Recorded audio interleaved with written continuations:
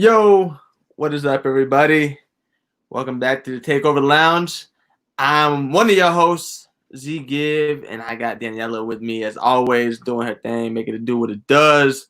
So we got a special guest with us tonight. We have Benny Loc up in here, and he's gonna make it pop. But oh, you can't hear nothing?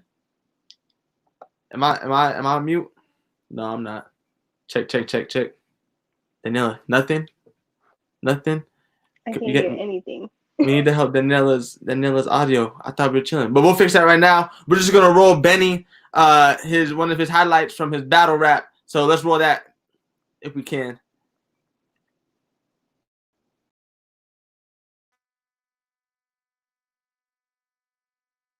Round two. Let's go. Round two. I already got the proof that I'm really about to talk, soldier. But did y'all see how without any practice, I got a bridge for my crossover? See, we think you a fuckboy, Shane. Probably got you a leather gimp suit with the Timbs. Getting your ass whipped by a dominatrix. That's the only way that BDS get an M. With your broke ass. Couldn't even hit my blunt. He'd probably die if you smoke gas. And we supposed to believe that BDS mean Bobby Dope Sack? I clap at your big ass. Leave something spoiled in his brain. So you can see how from the initial shot, BDS is never gonna be the same.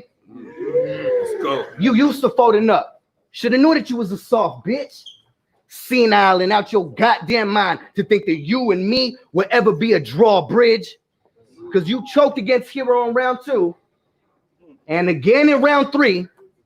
Caught a dub in the GT West somehow, even after choking against Teddy B. But at this point, you fucking up is going on like a decade.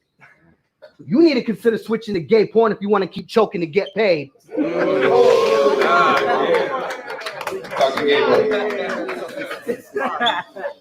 See, you're a fucking metaphor rapper. Every bar is like this and like that. You really got to stretch to get your point across, Bridge. But it's obvious. You sucking D in the middle of all that BS that you spit. Nobody believes it when you talk, Bridge. Act like I ain't about it. Like I ain't hold a strap or hold a stash. Either way, I was holding 8. Fucking name flip. I'd rather flip his soul. No Cali Roads when I put Bridge in front of the Golden Gates. See that first shot? That first shot made his head drop. Y'all can't tell where he's looking now. The second shot had Bridge stretched over the hole, reaching for common ground. That third shot rang right around his dome. I want to see if he's got a crown. But that fourth shot, pop his lung. Done. Bridge is falling down.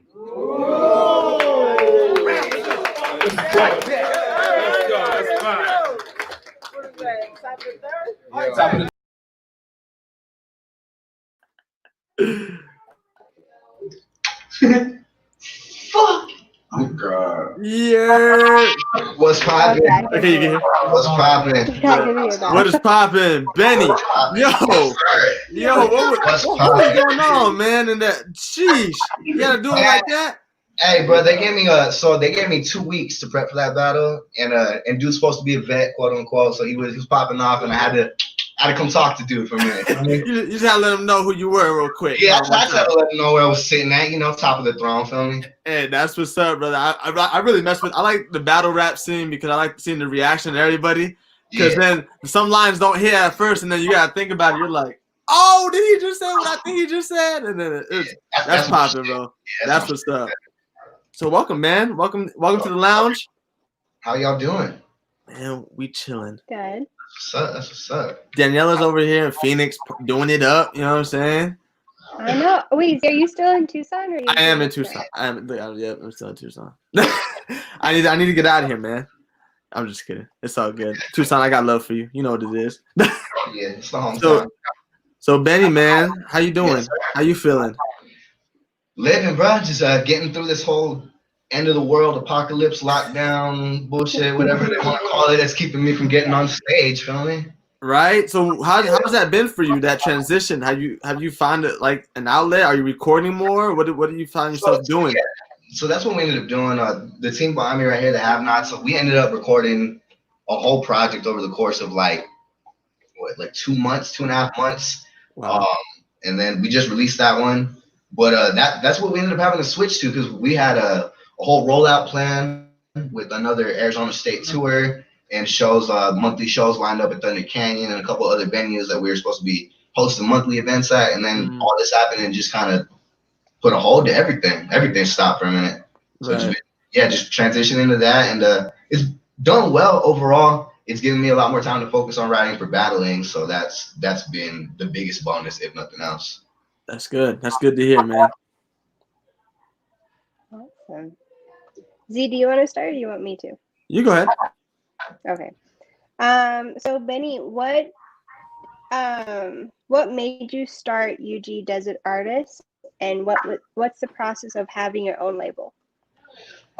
So, like, long story short, I got signed to a local label when I was 15.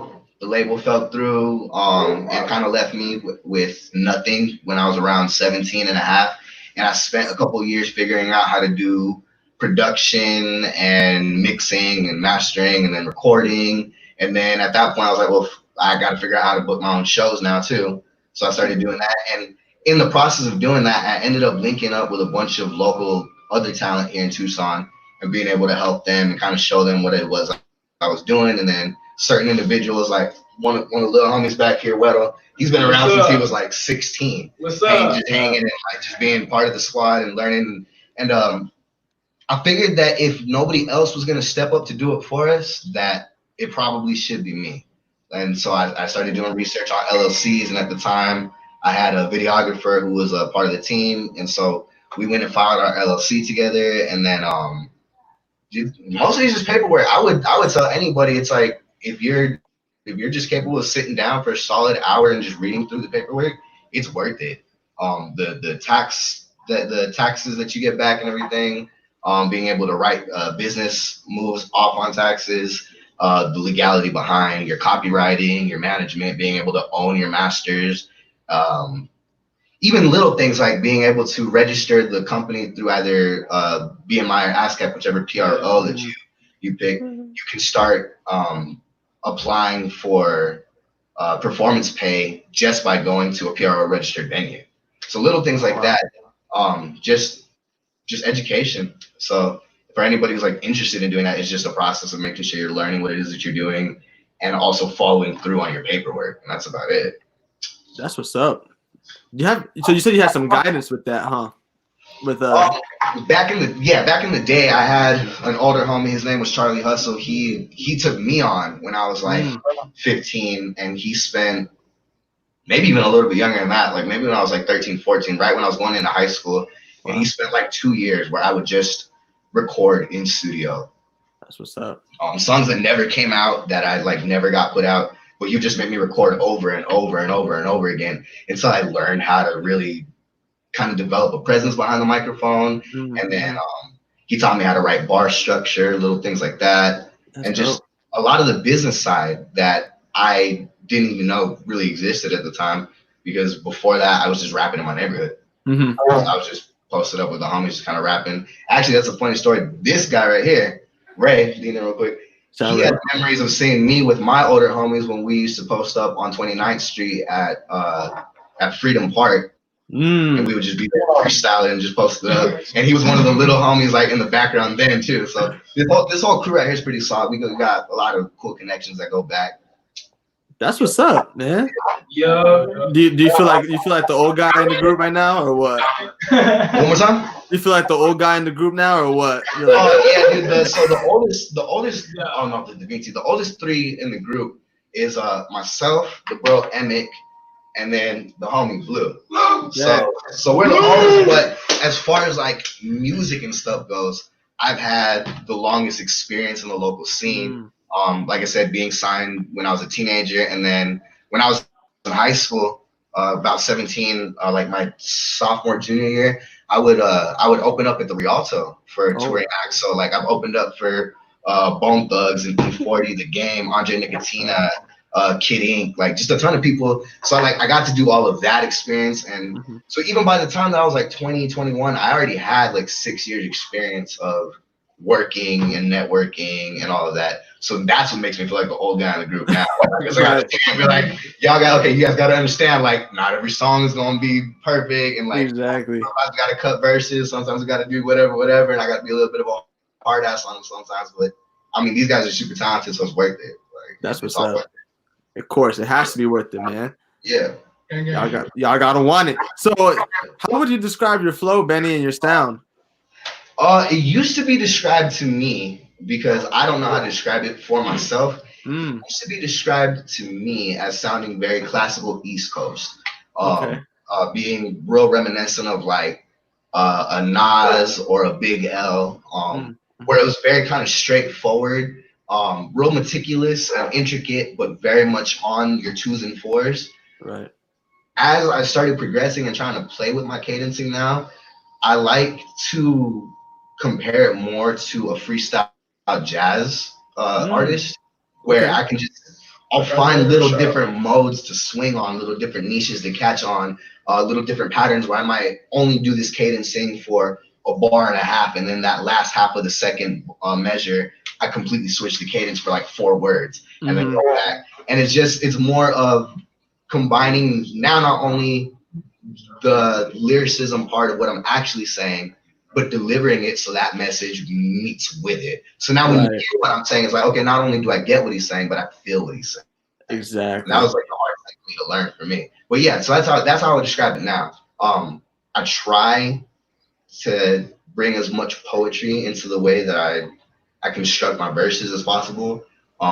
These guys know I'm super meticulous about my verses. I would sit there and like stress over a couple of words in a bar, and then as soon as I get past that, I just finish the whole rest of the verses, because that little thing was hanging me up. But yeah, but it's just lyricism and being articulate and being able to deliver my message has always been my for if nothing else, that was like the one skill set that I knew I had. Yeah, that's so dope. I like that. Yeah. Because I mean, I feel like the young ones are in good hands right now with the artists. I mean, they got you as a coach. I mean, I just think a lot of people who don't have a mentor or anything, they lose the art of rap and hip hop in general, and it's just like, well, I'm just gonna rap about hoes and drugs because that's what gets the views. Yeah, we have group meetings where I have them come over and we don't even be recording or nothing. I just have them sit down and watch like hip hop documentaries on where fucking where hip hop started, like back in and I'm talking like 75 to 80 period, where there's like Grandmaster Flowers and Grandmaster, even before Grandmaster Kaz, and like all these little individuals, to help them understand where all of this is coming from. That even if we're only participating in this particular time period, that everything that we're doing is part of a continued legacy of other individuals. And I think that, if nothing else, helps them keep the focus on it's supposed to be art. It's supposed to be fluid poetry. It's supposed to be spoken. It's supposed to be the vibration of communication between us. That's so sick. I like that. I like that a lot. Awesome. So kind of tapping into the battle rapping, what made you get back into battle rapping, and was this a new avenue for you, or did you battle rap in the past? So when I was younger, about 12 to 14, 15, I was battle rapping in my neighborhood without really knowing that that's what I was doing. We would just like, all of the homies would get together and we'd start freestyling, and one guy would freestyle a bar that was like, and this guy, look at his hat, is funny. And so we'd start targeting each other and going back and forth. And then the older homies, like, one of them pulled me aside and told me, he goes, hey, if you ever want to make money on rapping, like, you need to learn how to make songs. And so that's what kind of took me away from that style of the personal, like, back and forth, one-on-one kind of rapping. But I've always been a huge fan of it. I've always been super into it, even since like the Smack DVD eras, going Scribble Jam, all of those, like the classic freestyle competitions before it was even written competition, where they'd have like 16-man tournaments. Like, I've always been a huge fan of that. But because I think my focus was so stuck on music, I kind of forgot that was a possibility for me. And then recently, with seeing like the explosion of leagues like the URL and RBE and iBattle, it compelled me to really want to get back into the competitive nature of it, seeing that, okay, not only are these guys like able to make some kind of a living off of it, but like outside of that, it's structured and it's competitive, and there's like rankings now, and people are really serious about it, and it sounded and looked like a ton of fun, and I just had to get back into it. So shout out my other teammates in Phoenix, the New West team, Team Flow, Jalopy Bungus, Mastermind, Rum Raw, Shrubhead, Copper Bravado, all of them. My first battle getting back into it, I had to take a mean warm up against the dudes Mastermind and Jalopy Bungus and get reminded. Yeah. I had to get reminded just how competitive battle rap is supposed to be. And I came with it, but man, them dudes are the homie, whether he's doing outside to smoke a cigarette, but he was up there on stage with me, and it is electric when you got two dudes that have chemistry that is unbreakable. Mm-hmm. And after that, I was able to do my GZ battle, which was the clip at the beginning against BDS. Right. And then I took a couple battles here on the home league, BBMC. Shout out BBMC. Got another battle coming up, Felony. That's dog, it's not gonna look good for you, bro. You just have to let them know real quick. So, you know what I'm saying? Ugly. But yeah, so battle rap has always been my favorite sport, and I think with not even getting tired of regular music, but I did 5 albums for 5 years in a row. So one album for 5 years, like a consecutive, consistent pace, almost exactly 1 year apart from each other, and like full length 39 to 45 minute albums, self-produced, self-recorded, mixed, mastered, engineered, like everything. And it was getting a little bit tiring. So and not even tiring, but more so just kind of monotonous to feel like, all right, well, I got to get back into album mode. I got to get back into doing this. So the battling helps break it up and gives me something else to look forward to, because it's different. When I have my regular music, I perform that same song X amount of times for the rest of however long people want to hear that. When I'm battling, I got to get that one performance right that one time. And I don't know if it's the pressure and the adrenaline combination, but it's a whole different monster that it's so much fun. There's no other way to put it. That's crazy. Yo, before we continue, I just want to know who's in the room with you. I know we got Ray next to you. We got Ray the dude. Ray the dude. Hello, Chris Doe. Blue. And we got Jay right here. And then it's EMIC. It's an acronym, Eternal Music I Create. And this is the whole Have Not squad. We just released a full length project, the Ism. Go check that out on Spotify. But also we have a whole rollout coming. Every member from the group is going to be dropping their solo projects. Next, we got a project from Migs coming out, Belligerent, July 30th. Y'all make sure to check that out. Agency. We got Agency dropping after that. Nightbreed is dropping. We got another project dropping back here.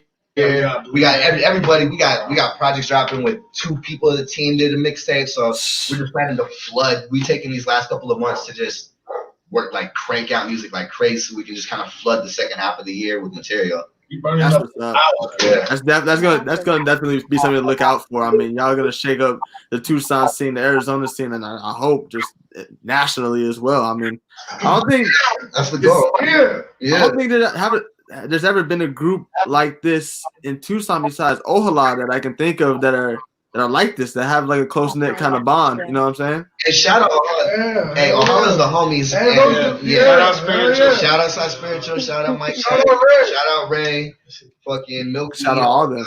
All of them. They're the homies. Shout out to the whole squad. Yeah. Ojalá.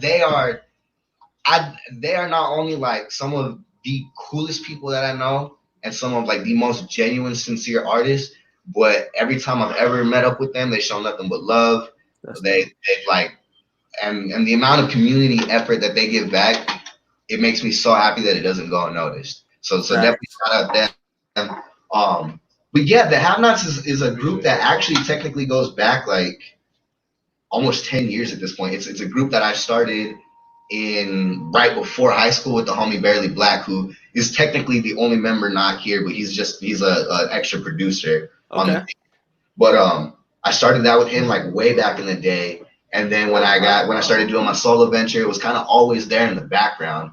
But recently during this year, I just decided that because I performed with all of these guys, I've had them all on shows with me, tours, like we've done songs together, the whole nine. They're on my album and everything. And I figured like these group of individuals are, if not who I believe to be the next big class in Tucson, like they definitely have the potential for it. And you can check any interview I've ever done. I've always said I've never thought that I'm supposed to be the guy from Arizona. I just know that whoever that person is going to be able to do their interview and look back and say, oh yeah, my first records was cut at Benny's studio. I used to go and my first show Benny put me on. My first time touring was with that dude. I used to go watch him do all that. So that's always like the legacy that I've wanted from this. And I feel like that's where this is going now. So these guys are super talented. I mean, from doing like photography and production and rapping and like visuals that are just fucking. This guy right here has one of the craziest music videos. Out there. Check it out. Working with all them. Check it out. Just everybody that works on this team is super talented and it couldn't make me happier to be able to help them get back into it and take it further. I've done it with other artists in the past and helped them kind of start their careers up. And every time it happens, it's a win for me. Every time I help an artist that comes out and is able to do something, it's just another little star in my universe that I was able to help. That's what's up. I like the way of thinking right there. I mean, each one teach one, and you know you get to live through them. You know what I'm saying? You teach them what you didn't know before you started and all that good stuff. So that's what's up, man. That's real sick to hear. So, who are some musical influences for you, Benny? In hip hop, my earliest musical influence that I can remember is Tupac. My mom, that was her favorite rapper. So I used to hear a lot of his music when I was really little. I think one of like the first songs I remember being able to memorize was one of his tracks.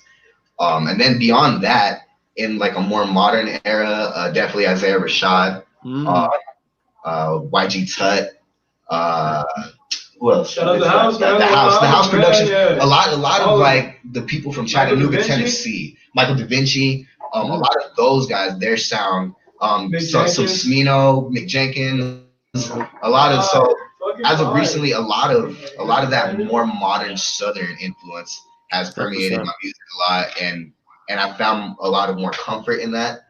When I started doing music, I intentionally had an initial plan where my very first solo project that I put out was old school boom bap sounding. And my plan was I was gonna do like progressively like the next generation of hip hop, the next generation, and keep going forward.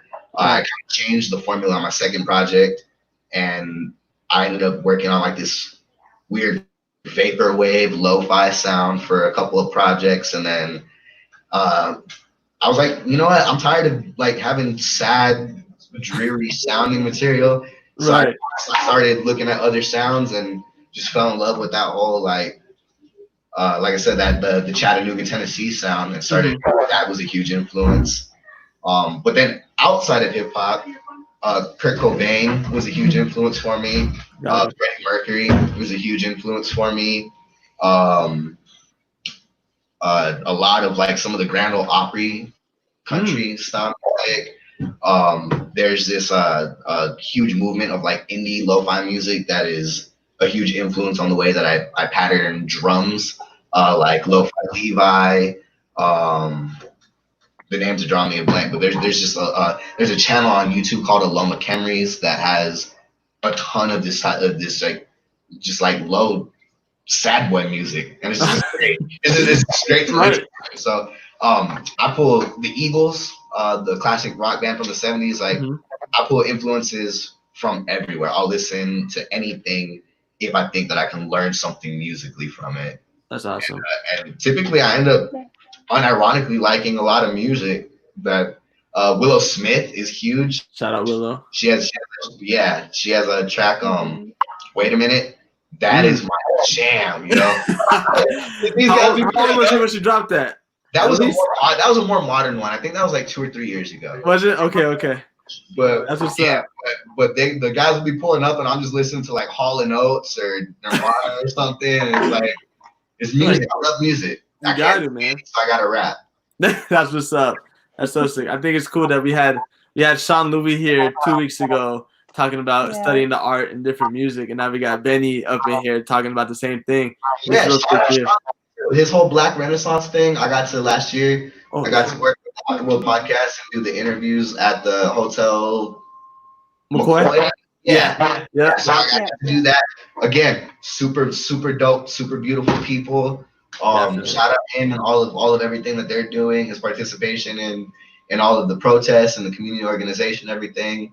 It's been beautiful to get to know and become friends with a lot of these community leaders and artists, and be able to like see them continue to exceed forward. Like regardless of how anybody else might feel, like it's nice to see these people do well. Yep, exactly. I agree.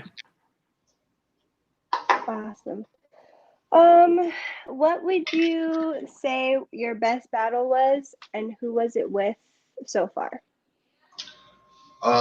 My best battle was my most recent battle against Hobbs. I saw that one. Shout out Hobbs. I don't know if I didn't come with the right material in my first battle on Battleborn, or if I just wasn't in the right headspace, whatever. It wasn't my best performance. My second battle, definitely not my best performance. So when I came back for that third battle and the match against Hobbs, I not only like was trying to prove something, but I decided I was like, I'm not gonna write for the audience anymore. I'm gonna write the way I enjoy writing and see how that material hits. And it was more enjoyable for me to perform. I got through it cleaner. I think my punches actually landed a lot better, and the reception that I got back from that one was that of improvement. So if nothing else, like that tells me that it was better than my last, and as long as I keep doing that, my best battle is always going to be my next battle. That's what's up. That's definitely dope. That's how you gotta think about it. There should be a sport that should be on ESPN, man. I would tap into the rap. I would say every year battle rap is my favorite sport. That is my favorite sport. We need to have like a March Madness type of thing for that. Brackets and all. You know what I'm saying? Ruin Your Day on YouTube does something similar like that, where they compare people's best rounds against each other, and they have a whole bracket system. That's dope. Shout out Rum Nitty, fourth big bro from Phoenix. He is the best. There is nobody better than him. That's dope. And the fact that he's from Arizona, he's from Phoenix, it's another win. I definitely gotta tap in more to the battle scene. I feel like I'm missing a whole scene when I'm just hip hop. You gotta put battle rap in there. It's a whole other world, man. It's crazy. It's a whole other world. It's scary. It's a different world, man. Like it's definitely not for everybody. Like it's not. It takes a lot of people. I think the fact that because it's so rooted in street culture, that individuals that genuinely come from those backgrounds find their way into this avenue. But also you have people that just like rapping and are good at rapping that also find their way into this avenue. And when you put those two competing forces against each other, sometimes some people aren't made. Like some people, no matter what situation you put them in, they're not going to be cool with somebody barking in their face. Right. And so it takes a different kind of like performance mentality. Like I got to get up there and remember, like, yeah, this dude is just trying to look better than me. Like he's going to say whatever he can to get the most reaction.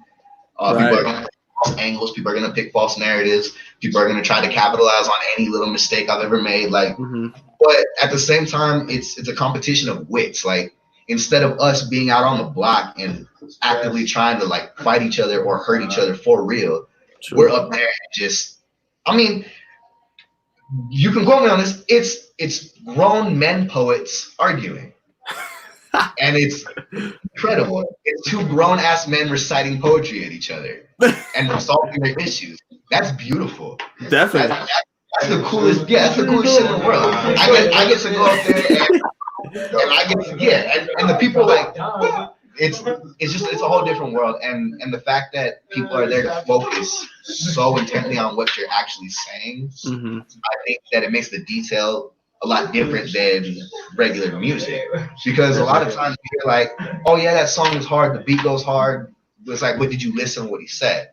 Right. No, but the beat slaps. It's like, okay, but he's not saying nothing. So when it comes to battle rap, like no, you got to focus on what I'm saying. If you're not getting what I'm saying, then either I didn't convey the message or you're just not capable of understanding.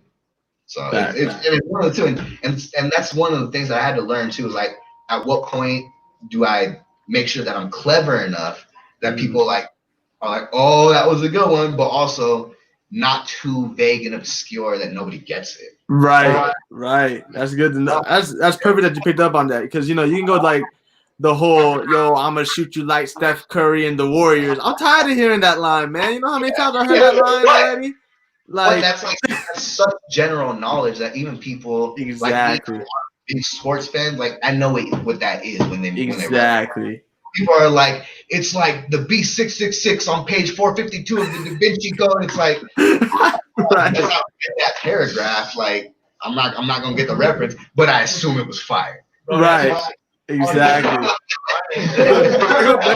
That goes to my question. It sounds nice. I don't know if it means anything, but it sounds nice. Exactly.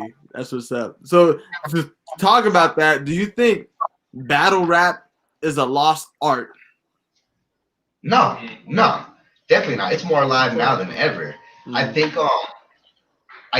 that where hip hop, when you do your history on like where hip hop originated, that it is the other natural progressive side of what hip hop should have become.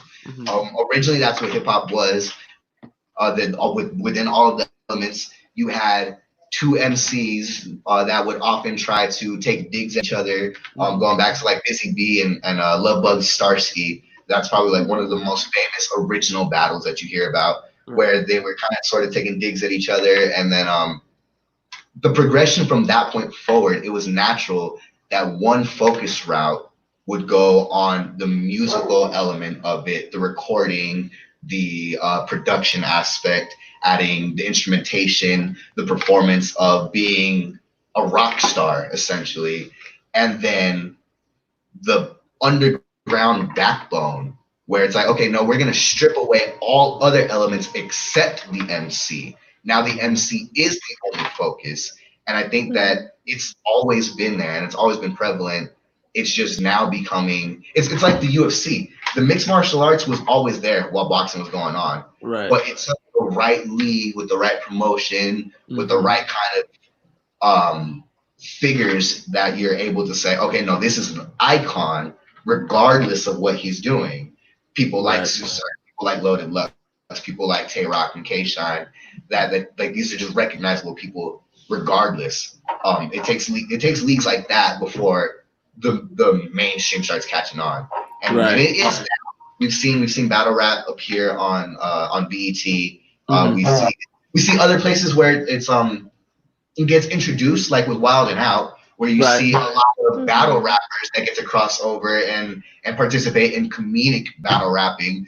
People like Conceited, Charlie Clips, Sharon, Hitman Holla. Like these are people who made their careers in going at each other, like first like really trying to hurt each other's feelings, and now they get to get there and make a living off of doing that on a comedic level. And it's like the fact that it gets to embrace all those other different aspects. Bodied was a movie that came out that Eminem produced. That was like a YouTube special movie that came out. That was just a great movie. Like little things like that. It's nice to see it go beyond. Yeah. I think that was fire. I didn't know. So it's like it's nice to see it do that now. So I don't think that I think it's more popular now than ever, but I don't think it's ever not been there as long as it existed.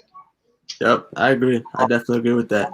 Before we go and continue on, we're gonna roll your chain smoking video that you did. So let's go ahead and roll that.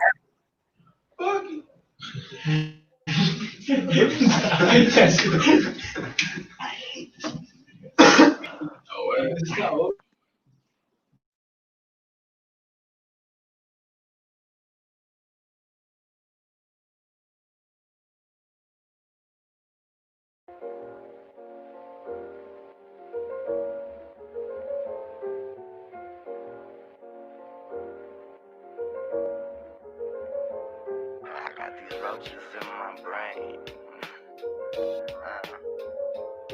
I got roaches on my mind. Got roaches on my dresser, fucking roaches in the kitchen. Rapper description of my current condition.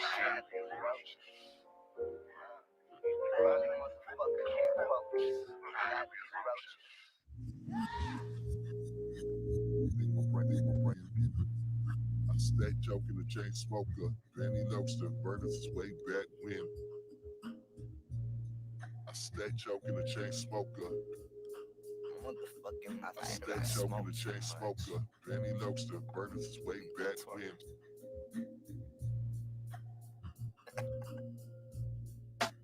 Think my brain's broken. I stay choking a chain smoker. Benny Loc burners his way back when. I think my brain's broken. A strange potion got me hooked on a pipe dream. To grip the mic and hold my dick on a bright screen.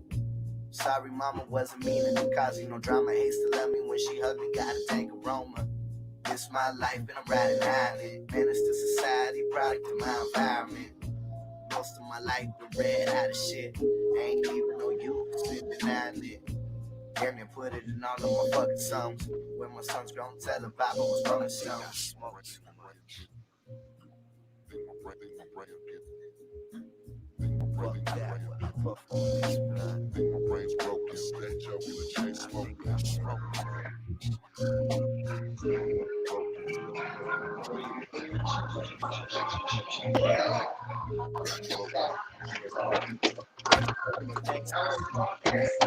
I'm still doing it. It's on a break right now. Days where I blaze to remain focused. Fade in the nights where I can't cope shit. Since a youngin' was watching the older homies, daddy exposed me to Dre Pac, you and all the OGs. Never minded the roadies, challenge was never phony. Rather sip a 40, rotary and bump the oldies. Living the life most would condemn to hell. Don't need that stress, I got enough on my shelf. I'm smoking the shit when I know it don't help. Fuck with that, back to killing myself. I think I smoked too much. Think my brain's broken.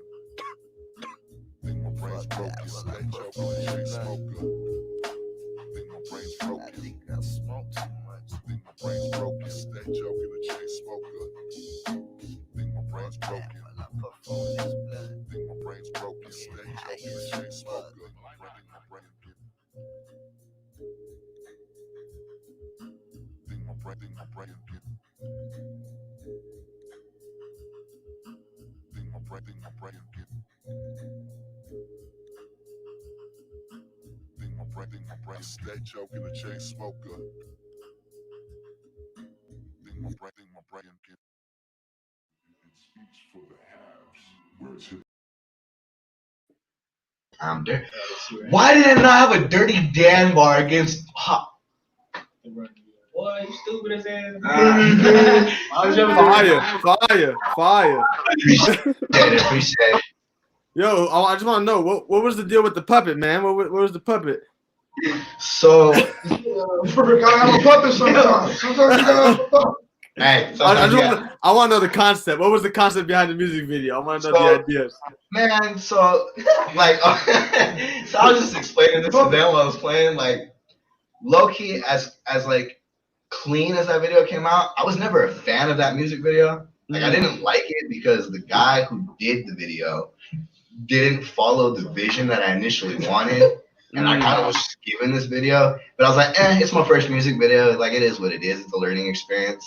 Right. But so originally, what was supposed to happen, the whole like first half of the video, where I'm in a ton of different outfits and stuff like that. Originally, what was supposed to happen, it was supposed to be set up like that '70s show in the basement. Okay. Right? Around, but the joke would be that I was all of the different people. Right.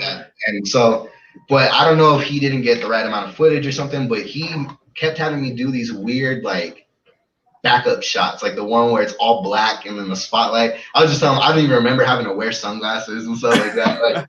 Like it was a long day. It turned out to be like a 12-hour shoot, and like it was a long experience. And but I don't know. It like I look back on it now, it was fun. Definitely. It was cool. I got to debut that music video at the Loft Cinema.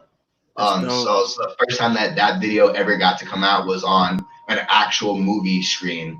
So I mean, if nothing else, like that was a cool experience. Oh, bet. How old were you when that video dropped? I think I was 20. 20? Okay. I was either 20 or about to turn 21. That's what's up. That's sick. Yeah, my son had just been born. Wow. Wow, that's awesome. Benny, the new project that you dropped, what was the influence and inspiration behind it? So like I said, I started having these guys come over like individually because I was working on my next solo project. And I was like, okay, well, I want Jay on this feature, or I'm gonna have Ray jump on, or Weddle would make a good a feature on this one, whatever. And I kept talking to him about everything that was going on, about the whole situation with the current civil rights movement that we're witnessing. Just kind of helping educate them a little bit more on histories of other things beyond that. And naturally and progressively, we kept talking about what it was like living during that kind of a time period, but also the experience of being majority urban children growing up and then seeing things like this now, having known that these kind of things happened in the 90s. Like, it's weird to watch history repeat itself, but now be active participants in it.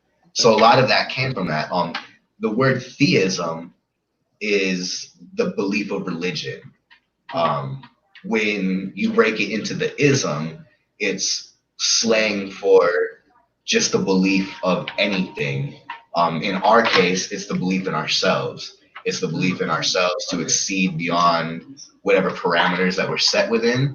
And so it started developing from there. And we were pulling from any experiences that we were having at the time.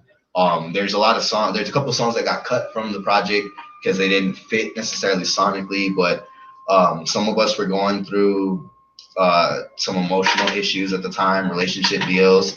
A couple other of us had a couple of losses that were close to us.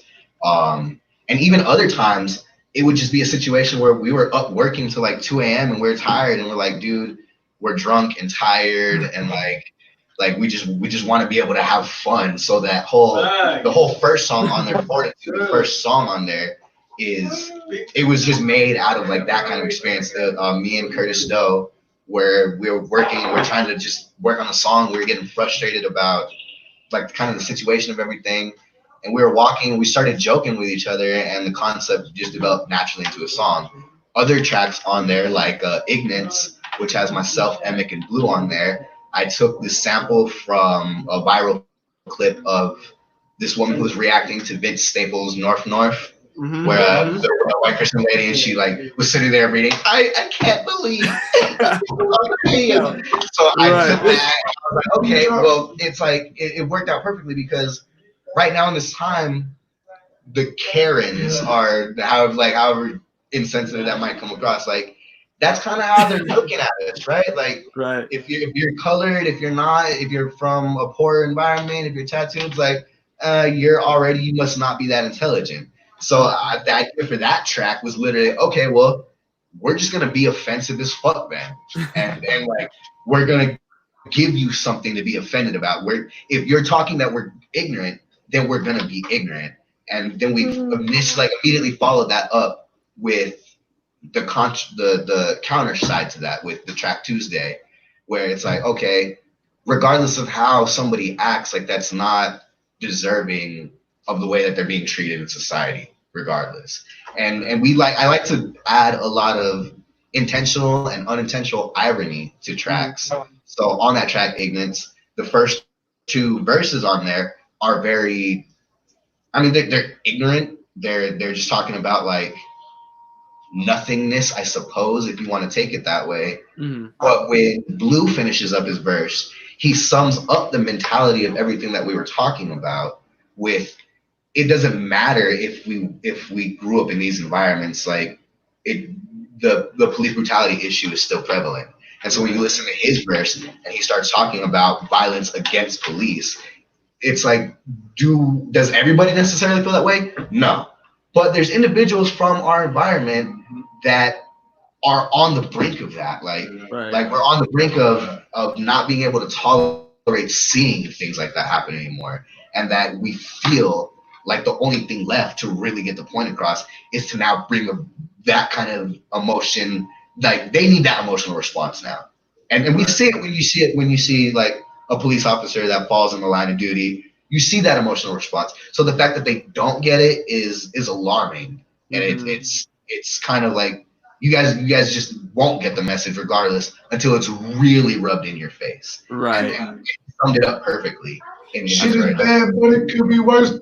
Put it in a verse. Yeah, that was essentially, those are like the two extremes on the project. It's life right now is not at its optimal state. We're doing the most to make the best of it, but like we are currently involved in a cultural climate that is changing, in a cultural mentality that is shifting now. We're seeing a lot of this younger generation, the individuals our age, that are stepping away from these stigmas that we're taught in school and in public education, and the kind of way that we are funneled into this one realm of thinking, and now saying, okay, we don't have to just be limited to the scholastic textbook education, that there is more beyond that we are capable of learning, and then not only learning, but sharing that experience further. And so that's where that project came from. That's nice. And so, yeah, everything about it was, we designed it to be just emotional, how, like, whatever emotion it needs to be, whether it's to have fun or to be angry. Right. That's dope. I like how you summed up the album and the meaning. I think that's really important and very powerful that you did that. I mean, shout out to the Have Nots and Benny Loc, man. One time, y'all you know what I'm saying? Yeah. So, Benny, what was your first ever performance at? And do you remember your first ever performance? Yeah, I do. The first time that I ever performed my own music was my high school talent show, my junior year. Okay. And I performed. The only reason I did the talent show, though, was because I needed a practice performance, because that following week I opened up for Bone Thugs at the Rialto. Dang. So I remember doing it at my high school, and I did well enough there that people started actually requesting for like my music on disc. Back then it was the like Zunes and fucking iPod, like the original iPod. Like those were popular, but people still were like, well, I can't get it on iTunes yet, so like let me start converting it into my library.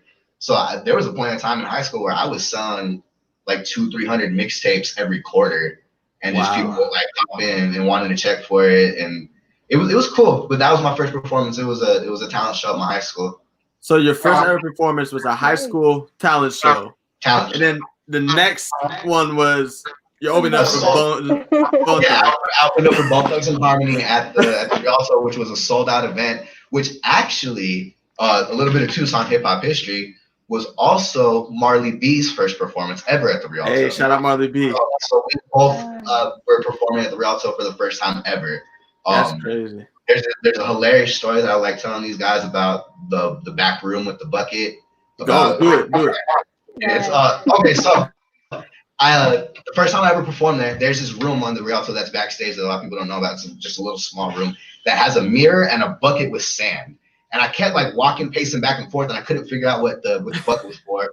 And I saw somebody like walk out of the room right before they performed, and they were breathing heavy, and I started panicking a little bit. I was like, oh man, like my nerves are getting to me. So I walked into that room, and I started staring directly in the mirror, breathing real hard, and then I leaned forward and threw up into the bucket, and then it clicked. I'm like, oh, that's what this room is for. And about 5 minutes later, I saw another guy go do it. I'm like, they are smart.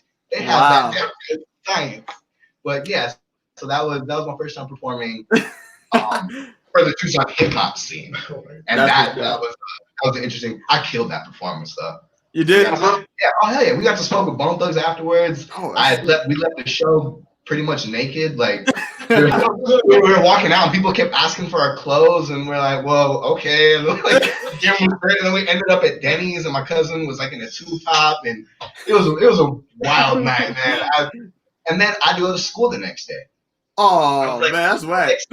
No, it was awesome. Was it? At the time, I was like 17 and I would go to school during the daytime, go hang out on the block for a couple of hours, the homies would pick me up, and then we'd go have a show, and I'd be out with rappers till like 2, 3 in the morning, just doing rapper stuff, and then go to school the next day like, y'all, you're never gonna guess who I was with last night. it made me like a low key celebrity in my high school. And it was dope. I like the fashionably late type of thing. I like to be like, keep them on edge. You're like, oh, where he at? Where Benny at? Oh, he just performed. And then, you come in the next day after school from missing a day. They're like, yo, tell us about it. You're like, all right, hold on, wait a minute. Oh, no, I'll pull up late. I can miss in like the first class or two, but I had to go show people. Because a lot of those kids couldn't buy tickets to go see me perform at the time. Right. So a lot of my friends were never even capable of seeing me perform.